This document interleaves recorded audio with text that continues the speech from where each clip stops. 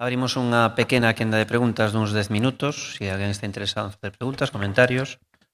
Hola, sí, me llamo Carlos Temperán y quería preguntarles a la última exposición de Cremades y Pepe en relación a la experiencia INTA que realizaron en el IGAFA, si hay previsión de darle continuidad con otros parámetros, por ejemplo, luz natural, ya que previsiblemente si eso se lleva a la parte industrial, pues tendrán que hacerlo con luz natural, no con luz artificial.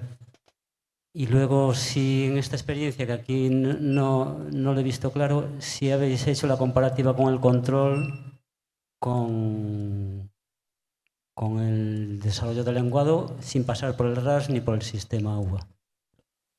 En principio, la idea es esa, ¿no? Evidentemente, lo que ahora, la cuestión de transferencia, lo que se intenta es precisamente darle continuidad a esta experiencia, ¿no? De hecho, pues en la asamblea que tendremos finalmente del programa y algunas que tuvimos previamente, pues intentamos implicar un poco al sector, pues para ver si podría ser posible hacer a lo mejor ya un piloto un poquito ya más, a una escala un poco más realmente industrial. Ahí es verdad lo que dices de la luz. La luz tampoco es un tema que, bueno, es delicado, porque realmente a día de hoy la luz LED está siendo una ayuda muy importante y a lo mejor llega a estar un momento en que a lo mejor incluso hasta es rentable el utilizar luz LED y no la luz natural, que puede también tener sus inconvenientes a la hora de regular las condiciones de temperatura o de lo que sea, ¿no? También es importante decir, que no lo ha dicho Pepe, pero lo hicimos. La última experiencia nos la jugamos, ¿no? Es decir, cuando ya acabamos con la última experiencia de RAS, nos la jugamos y quitamos los filtros biológicos tradicionales y trabajamos solamente con los lenguados y las algas. Y funcionó perfectamente, ¿no? Con lo cual eso también puede ser una ventaja muy importante, ¿no? En cuanto al suministro de oxígeno, en cuanto a la posible oxigenación del agua para eliminar CO2, en cuanto también a otros muchos problemas, ¿no? De producción a lo mejor de sedimento que se derivan de los fitobacterianos. Bueno, yo creo que es interesante y profundizar. Tenemos muchas ideas. Después de haber hecho todo esto, pues tenemos muchas cosas en la cabeza, muchas ideas y muchas hipótesis que sería bueno pues poderlas testar ya de una manera un poquito mayor, pues bien, pues con una colaboración. Por eso también se están haciendo las fichas de transferencia de alguna manera dentro de uno de los paquetes de trabajo del proyecto, con fichas de transferencia, pues para darle un poco de publicidad a lo que se ha obtenido y a ver si de ahí podría salir alguna colaboración futura pues con alguna empresa de aquí del sector para poder hacer aunque fuera de manera piloto, intentar un poco pues romper algunos de esos cuellos de botella que hemos puesto para el desarrollo que todo se ve muy bonito, todo parece precioso, pero no acaba de arrancar, ¿no? Entonces ahí quizá pues tiene que haber un salto un poco de que ya el sector productivo pues apueste un poco más. Yo hace muchos años ya con Sergio de Besa en Aguacría, cuando estaba tal, hicimos alguna pequeña experiencia y bueno, y era prometedora, pero tenía sus limitaciones. En aquel momento sabíamos mucho menos todos. Ahora quizá pues a lo mejor sería un poco más viable. Yo no sé si te he contestado más o menos la pregunta. Perfectamente. Yo haría simplemente un pequeño apunte, porque Javier, bueno, la explico. No, a importancia dos modelos, porque si queremos dimensionar isto para a transferencia, é moi importante ter un modelo que nos permita diseñar, ver de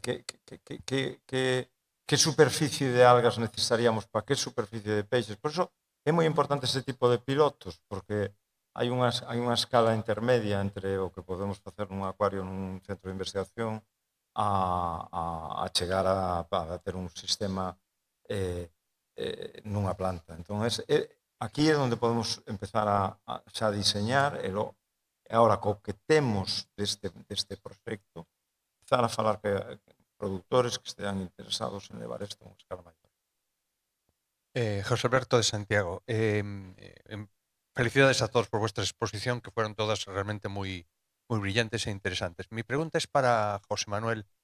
En relación a la deriva de las larvas, me pareció ver en la animación que presentaste que la ría de Rosa es como la gran emisora de larvas de mejillón, y me parecía como que la ría de Muros era como una gran captadora de esas larvas. ¿Eso es así o fue una impresión que me dio a mí en relación a É así, e chegan arriba, chegan máis arriba.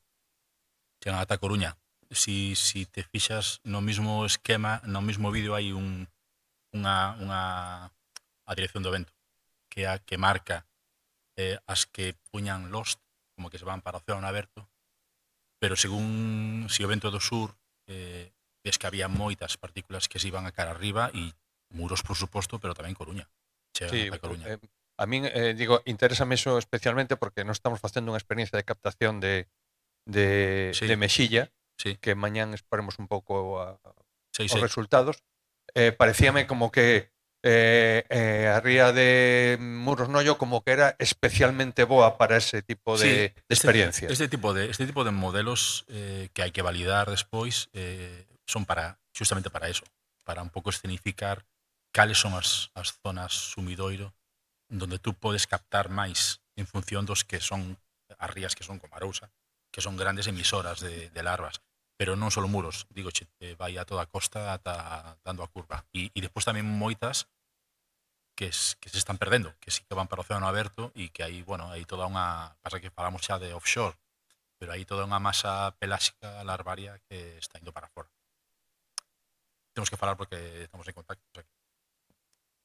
Bueno, pues como vamos tan mal de programa, casi agradecer a todos os poñentes que nos presentaran todas estas, o programa de Ciencias Mariñas de Galicia, que é algo, como vemos, moi sorprendente coa sinerxia, a colaboración, o traballo conxunto, e agora, pois, os resultados que vamos ter. Bueno, vou facer unha pregunta. Se eu son un estudiante de universidade, do IGAFA ou calquera centro de formación, onde podo conseguir ter a miña disposición toda a información que vai sair do programa de Ciencias Mariñas de Galicia? O programa ten unha páxina web propia, de momento non está, digamos, decidido todas os informes que van a estar aí dispoñibles. Dende logo a intención da maior parte, entendo, dos participantes e das institucións é facilitar, sexa na propia web do programa ou nas webs das institucións, vai haber sempre moita información. Eu penso que vai ser simplemente no Google buscar programa de ciencias mariñas e as referencias nos van a levar a distintos lugares onde vai haber esa recompilación de resultados. E, dende logo, que quero insistir é que moitas veces a maneira máis fácil de chegar a obter exactamente a información que un precisa é mandar un correo electrónico e poñerse en contacto co programa e tratar de que dende o programa orientemos, dende a coordinación estamos para facilitar eses procesos. Moitas gracias. Bueno, pois vamos a dar paso á seguinte mesa, que é a mesa de pesca de baixura e marisqueo, pero quería tamén saudar a todas as persoas que, ademais de na sala, nos están seguindo vía online. Temos neste momento